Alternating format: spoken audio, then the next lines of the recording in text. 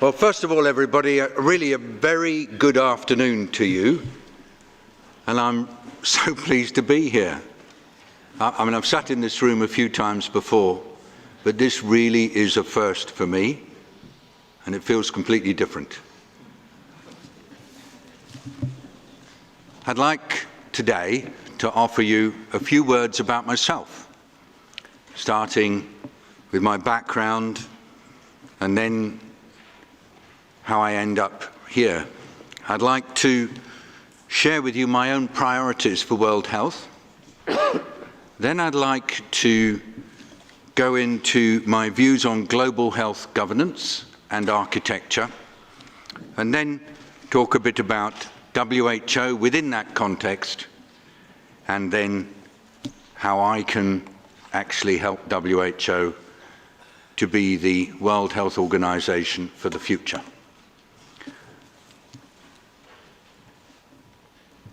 I've spent 40 years working in World Health. But it's not just been in clinical medicine.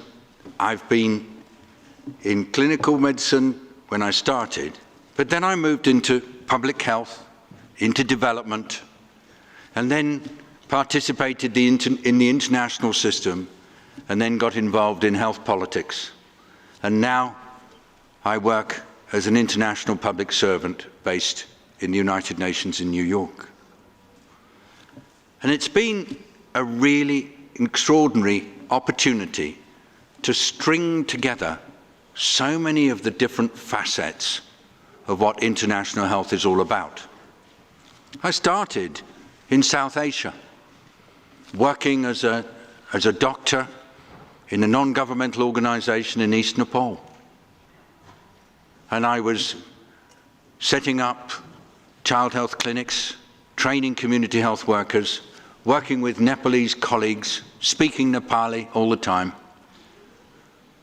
and did that work for a couple of years, and then moved to other roles in Southeast Asia, on development programs in Eastern India, in what was then called the state of Orissa in Bangladesh, and then working in Latin America, in Sao Paulo in Brazil, and then in East Africa in Kenya, covering Uganda and Tanzania, all the time involved in that gentle shift from being a clinician to being a public health doctor to being a development specialist to being somebody who just lived and worked on the relationships between health and development.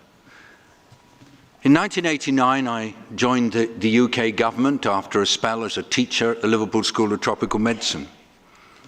And I became eventually the head of health and then human development in what is now called DFID or DFID. And there I was able to shift gear quite a lot to become somebody who, together with many others, conceived of and then organized and then led new activities in international health. For example, the shift from population control to children by choice and women being able to have access to reproductive health care in the run-up to the Cairo Population Conference, or the development of the sector-wide approach to health, on which I worked with colleagues here in WHO, and then taking malaria into the G8 in Gleneagles in Scotland in 1998. And in that way of working, I learned about how to mobilize multiple actors around priority issues, health and poverty, health and development. During that time, under the leadership of various ministers in the UK government, we saw a tenfold increase in British spending on health and development, and a massive increase in the British engagement in the WHO. In 1999, Gro Harlem Brundtland became the Director General here. Oh, that was an exciting time. And she set up this new program on rollback malaria. It was so interesting because it was designed as a program to transform the way in which malaria was handled in today's world, to shift it from being treated as a tropical disease that caused lots of discussions and disagreements between malariologists, to being an area in which we would just get real progress, massive scale up in action, in spending, stimulus for research, creation of new funding mechanisms. And that rollback malaria program was the beginning of the takeoff that we've seen in action for malaria. And so that was my first responsibility in WHO in 1999. And then I went on to work on health emergencies, to work on the setting up of the Global Fund, to work on activities to reduce the cost of AIDS medicines, all under Dr. Brundtland's stewardship, because I became the director in her office. And then on avian influenza and pandemics, a task that I was given together with the Secretary General of the UN, Kofi Annan. I was also involved in trying to revitalize WHO's health emergency work. And during that time in WHO, I learnt about the power of partnering. I learnt that WHO's role is not to do, but to create a context within which others can do. And that catalytic and convening role is one that I believe has become the trademark of WHO when it's successful. And actually, it's what we're doing more and more inside the whole of the UN system.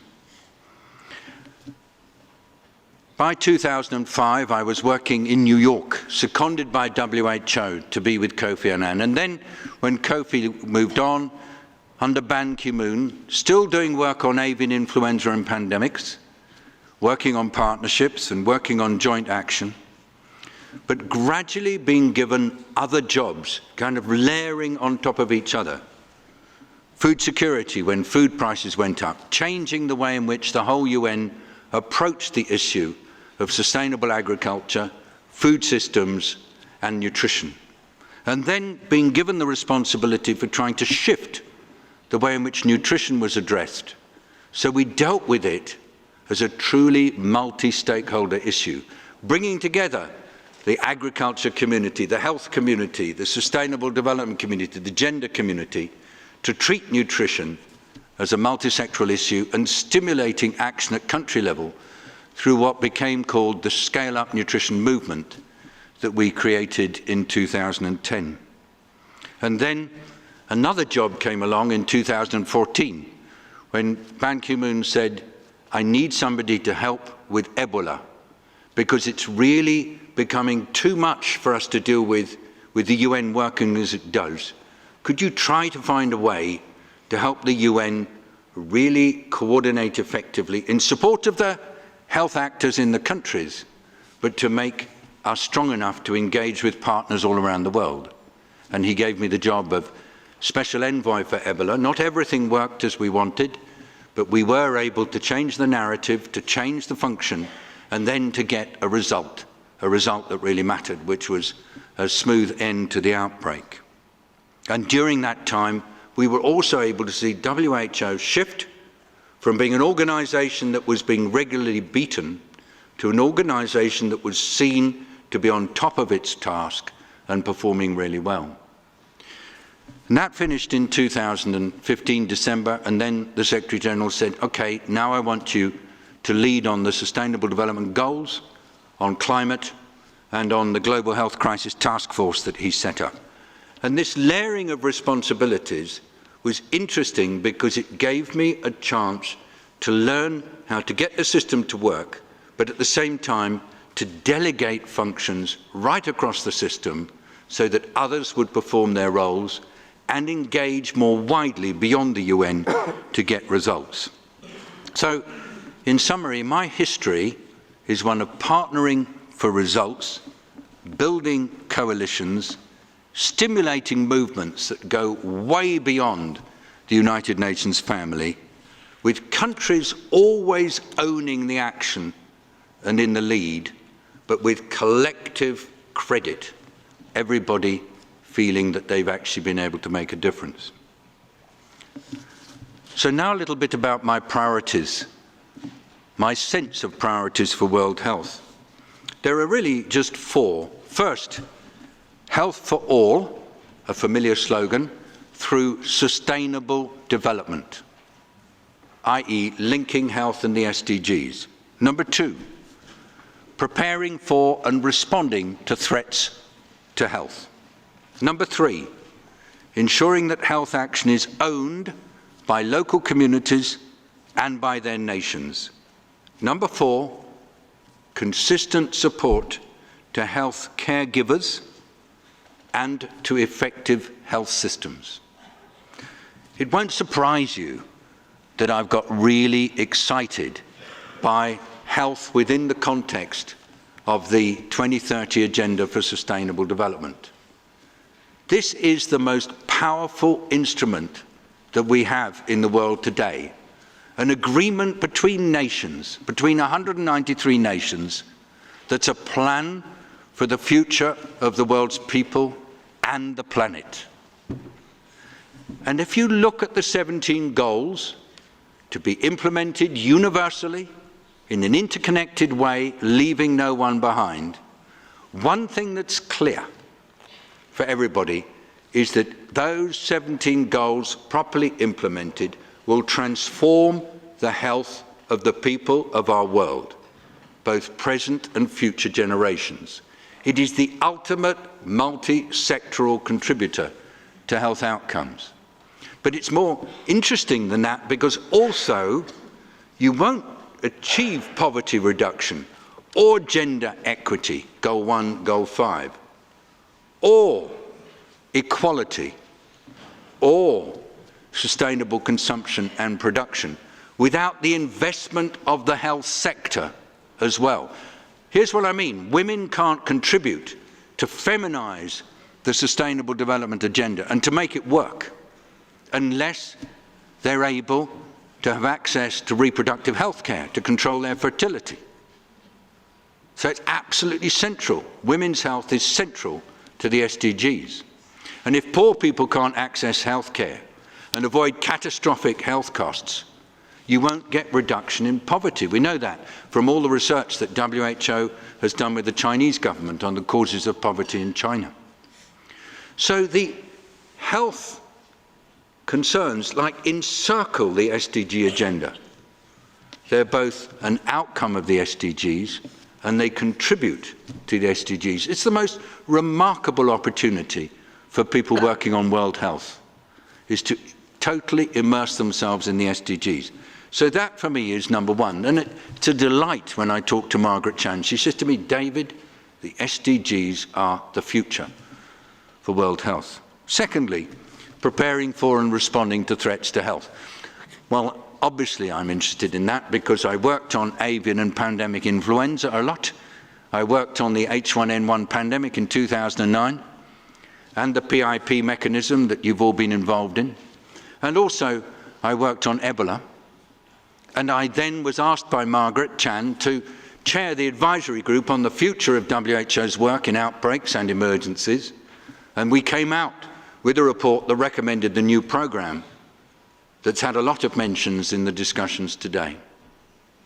And I want to see that program come to life, not just as a WHO phenomenon, but actually building relationships with others so that it becomes the beating heart of work on health in emergencies and on outbreaks.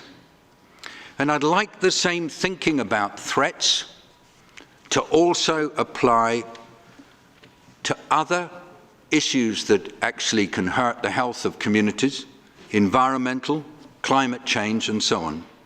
And I'd like the same thinking to be applied to communities who are particularly at threat, with a particular focus on children and women, on disabled people, and on people who are vulnerable. I believe that this can be the beginning of a really exciting WHO-wide approach to threats, which will be the basis of an awful lot of future action in dealing with the challenges posed by health threats, including those associated with antimicrobial resistance. Thirdly, ensuring health action is owned by local communities and by nations. That's, I think, obvious to everyone, and it's come up a lot in the presentations today. So I just want to stress that the local and the global, when it comes to health, are inextricably linked. And secondly, it is really important that at national level, WHO is supporting countries to disaggregate and understand the issues around health in relation to sex, in relation to wealth, in relation to disability, in relation to lifestyle, in ways that help nations enable their people to better own their health and to better tackle some of the differences between livelihood groups and the differences across the life cycle, particularly related to aging. And that does mean more emphasis on supporting the countries in line with what the countries need and in line with the challenges faced by their people. And lastly, my point about caregivers. The more I look at health systems, the more I see the vital role played by caregivers. But I start in the home, caregiving in the home, people caring for elderly or young in their homes. And then I move to the communities, the community health workers. Then I move to institutions, and then, of course, to health centres and hospitals. But who are these caregivers? They're often community workers. They may be just members of families, and they're mostly women.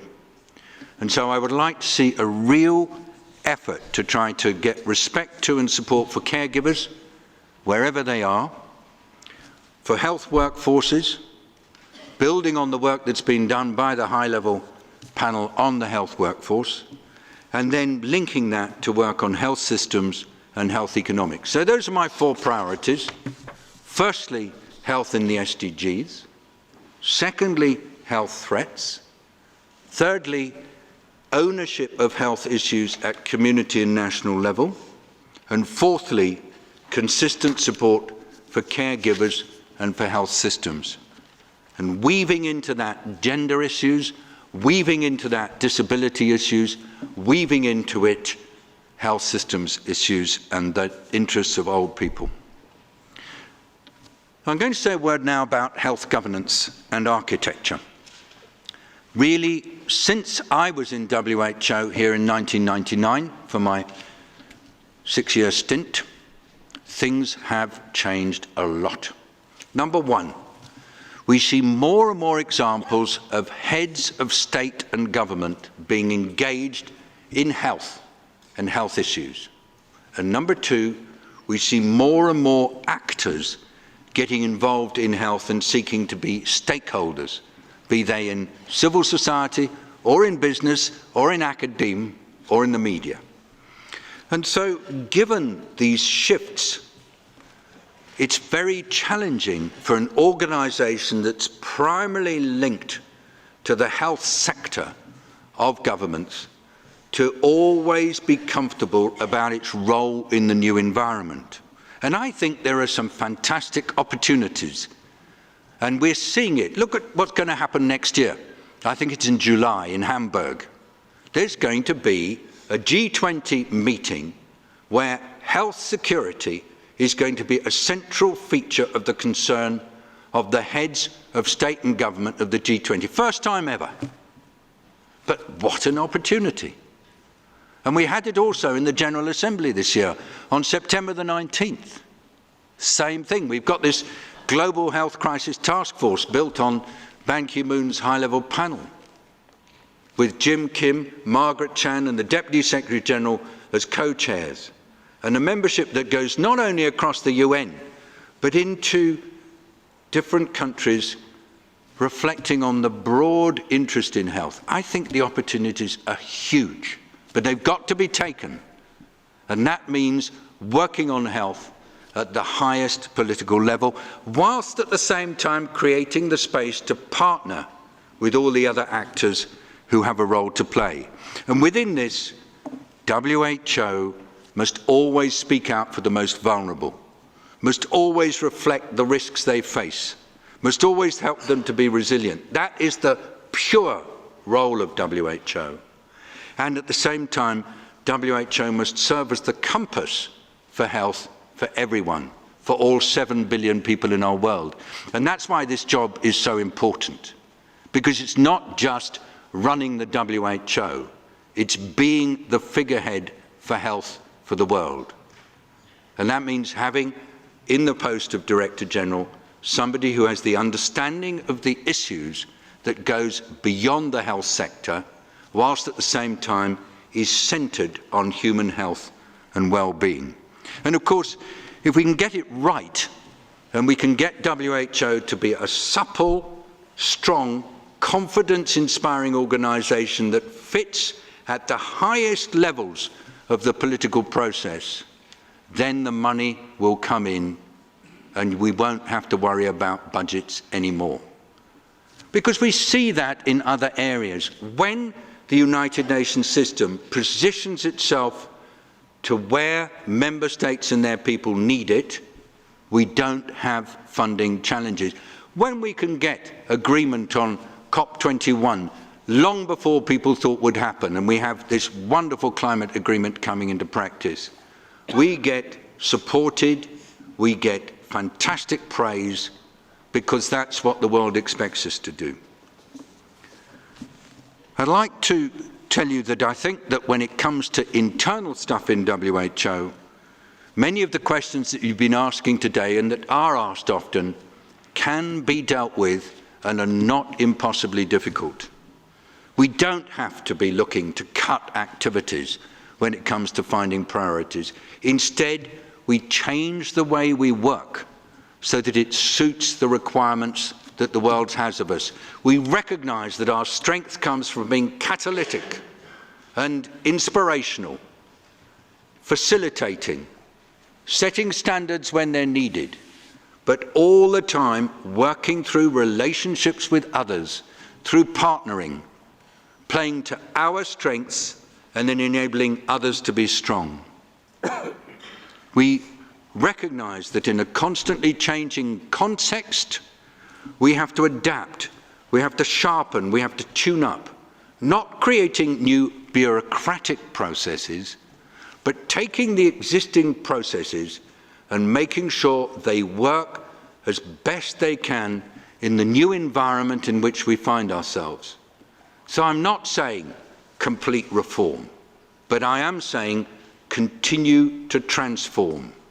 I'm not saying take and cut and prune and remove vast chunks of the organisation, but I am saying take each thing that we do, look at it strategically, look at the relationships, and then consider how we're going to do it to get the best outcome.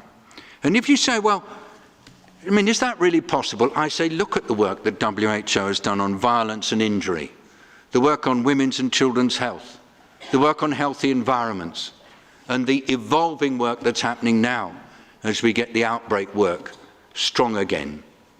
That's leadership, and we can build on it. I do think that shape and consistency matter. In modern organisations of the multilateral kind, we've got to be sure that they're able to function with the shape that is necessary of the demands that are placed on them, with continuous understanding of context. I do think the standard-setting work is vital, and we must keep that strong. In some places, we may need to strengthen it more. I do think the regional structures are absolutely fabulous, and we need to see them as a strength on which we will build. I do think that the country offices can get stronger, and we can work together, along with the rest of the UN, on these catalytic nurturing, brokering, and other systems functions that matter so much. And I believe that our workforce is there and ready to grow, just as we're seeing in the rest of the UN. It's not a case of saying everybody's got to be changed. It's a case of saying let's help everybody to evolve, to work in this new environment. And it's lovely, lovely meeting the staff who are growing into new ways of working, who I've had a chance to work with so much over the last few years. It's about culture. It's about a feeling of inspiration. It's about pride. It's about performance. And that will lead the money to come in. Don't worry, it will. So now just a couple of words on myself. I mean, you probably noticed, those of you who've interacted with me over the years, that I do have visions, but I use visions to bring people together. I believe in interconnected working. I believe that health is a universal issue. I do appreciate the challenges of health in poor settings. I've worked in them, continue to work with them. I continue to work with the people. I remain connected to them very, very closely. I'm not fearful by the complexities of the issues we face. And I am impartial, and I believe that I've earned trust of the people I work with over the years, and that will be to my advantage. I'm collaborative in style. I'm inclusive. I like to empower others. I'm energetic, and I yield results.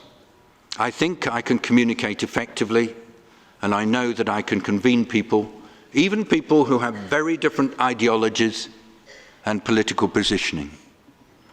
I've successfully taken charge of numerous challenges, engaging with political leaders, engaging with leaders of companies, with leaders of non-governmental groups and universities. I've built effective teams, and I've delivered results consistently, fostering transformation.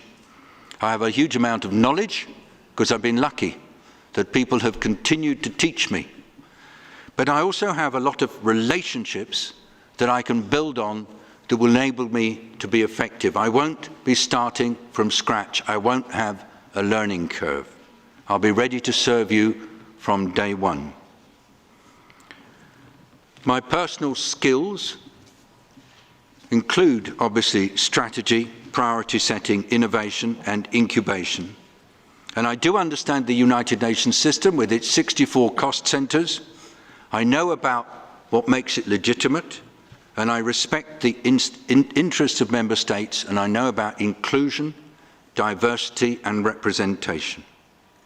I also realize that in the United Nations, we only get true legitimacy if we're always serving the people. Those three words in the front of the UN Charter, we the peoples. I'm fully backed by the United Kingdom government. I'm delighted that Julian Braithwaite, our ambassador, is sitting here, and that Sally Davis, the executive board member, was here yesterday. She couldn't be here today, and she comes back tomorrow. But I'm actually standing before you, or sitting, as an international public servant, and I believe in servant leadership. And Britain has nominated me in that capacity. And I'm going to continue to engage with your heads of state and government, your ministers of finance, your ministers of health, through the executive board and beyond, assuming that I'll get into the last three, and hopefully I will be able to be seen as a candidate for the kind of Director General who will help you to advance the WHO to where it's needed in tomorrow's world. A WHO fit for our grandchildren and their grandchildren. Thank you.